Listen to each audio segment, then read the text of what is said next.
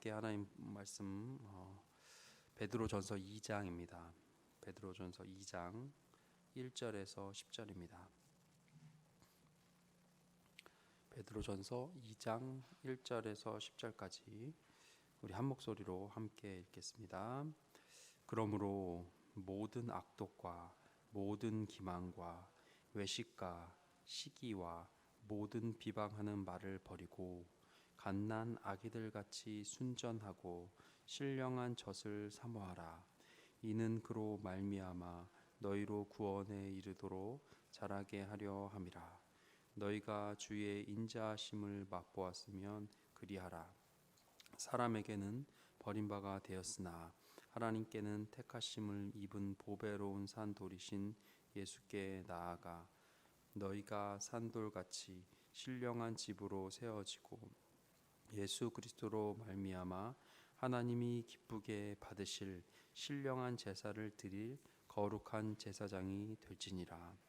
성경에 기록되었으되 보라 내가 택한 보배로운 모퉁이돌을 시온에 두노니 그를 믿는 자는 부끄러움을 당하지 아니하리라 하였으니 그러므로 믿는 너희에게는 보배이나 믿지 아니하는 자에게는 건축자들이 버린 그 돌이 모퉁이의 머릿돌이 되고 또한 부딪히는 돌과 걸려 넘어지게 하는 바위가 되었다 하였느니라.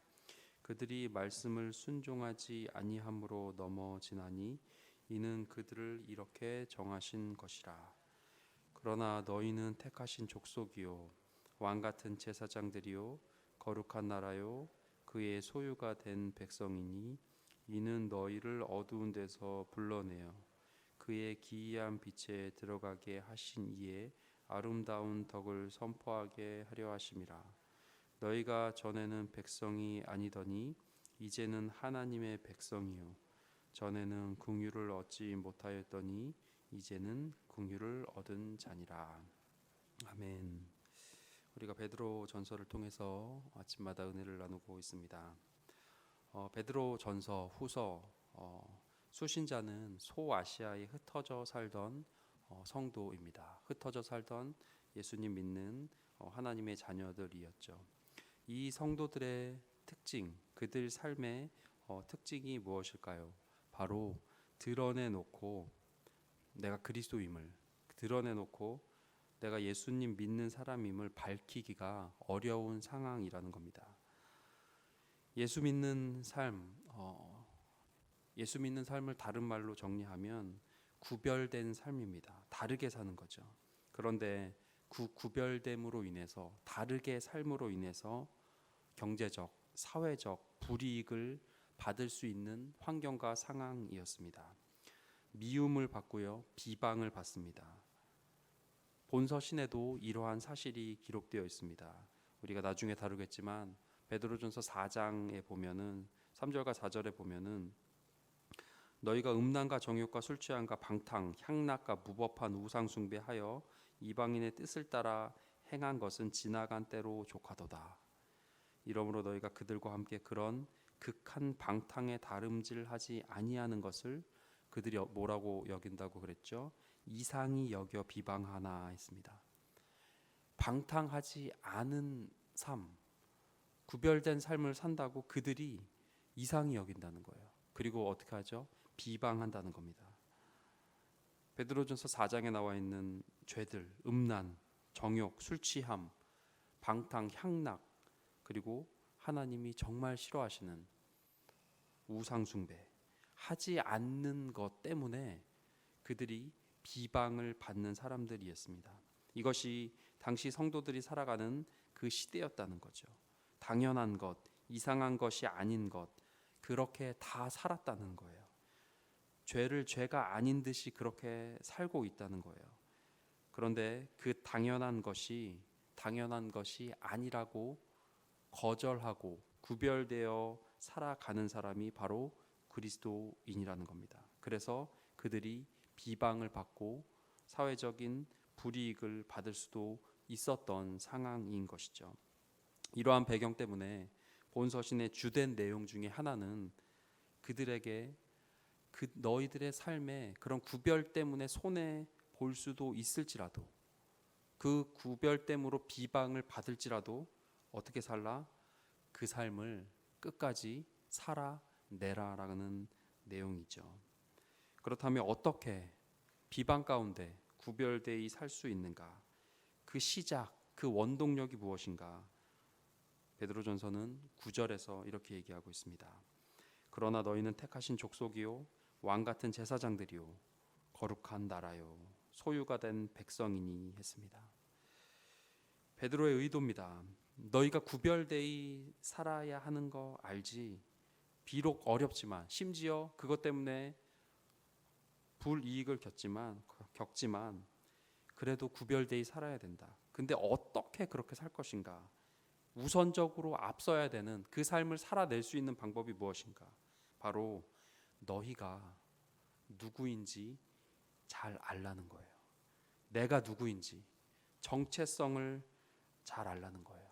내가 누구인지 확립되지 않으면 어렵다는 거죠. 그러한 의도가 사도 베드로의 서신서에 나와 있습니다. 예전에 한 6년간 부목사 사역을 했던 교회에서 선교관이라는 곳이 있습니다. 뭐 원룸 건물인데요. 원룸 4층, 한 방이 10개가 조금 넘었던 것 같아요. 4층이니까. 제가 거기에 살았어요. 사택으로. 그러니까 선교관에 사는 유일한 부목사였죠. 다른 분들은 이제 자녀가 있어가지고 이제 다른 데 사시는데 저는 그때 자녀가 없어서 원룸에 저희 아내랑 살았었어요. 그래가지고 의도하지 않게 제가 여관주인 노릇을 했던 것 같아요. 선교사님들이 오시면 제가 이제 모르시니까 공항에 가서 픽업도 하고 또 KTX에서 픽업도 해서 이제 문도 열어드리고 비밀번호 가르쳐드리고 냉장고에 드셔도 되고요. 냄비는 여기 있고요. 뭐 이제 그렇게 여관주인 노릇을 했었어요. 근데 선교사님들이 이제 협력 선교사만 50분이셨어요. 그 교회가. 그러니까 거의 매주 오시는 거예요. 그래서 이분들이 이제 뭐 짜장면 맛집이 어디예요? 그럼 제가 가르쳐드리고 심지어 모셔다도 드리고 그랬었어요. 근데 한 번은 남미에서 남자 선교사님이 오셨어요. 한 50대 60을 바라보시는 남미 선교사님이셨는데 이분이 복장이 한국에 오셨는데도 성직자 복장만 입으시는 거예요. 매일 새벽에도 심지어 밥을 먹으러 가는데도 넥타이도 아니고 그 왜 신부님들 많이 하는 그 로만 카라 있죠. 누가 봐도 성직자 그것만 입으시는 거. 그 여름에도 남미도 더울 텐데. 그래서 제가 한번 물어봤어요. 선교사님 이거 불편하지 않으시냐? 왜 그렇게 지금 밥 먹으러 가는데 새벽 기도에 왜 뭘 그렇게까지 입으세요? 그랬더니 이분이 그러시는 거예요. 남미는 뭐 브라질 이런 데는요 치안이 그렇게 안 좋대요. 네. 그래서 가방 갖고 가면 대낮에도 총 들이밀고 이제 뺏으러 오기도 한다는 거죠. 근데 남미기 때문에 카톨릭이 그렇게 많은 거예요.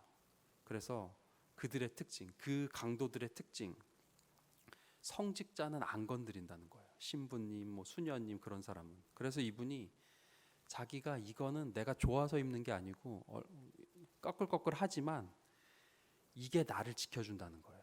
그리고 그랬더니 한국 왔는데도 좀 이제 그 안정감이 계속 여기 있다는 거죠. 그래서 괜찮은데 이거 안 입고 다니면 불편하다는 거예요. 그래서 식사하러 가는데도 그렇게 입으시더라고요. 이 남미 선교사님 이 분 같은 이 로만카라 이 성직자의 복장 그것이 우리에게도 있다는 거죠.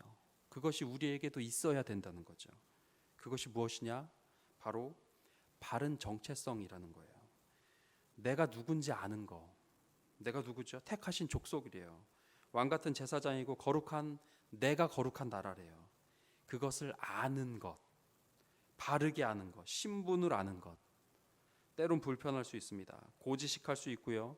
세상 사람들이 시대에 뒤떨어진 사람 취급합니다. 요즘 시대가 어떤 시대인데 분위기도 못 맞추는 사회성 없는 사람들.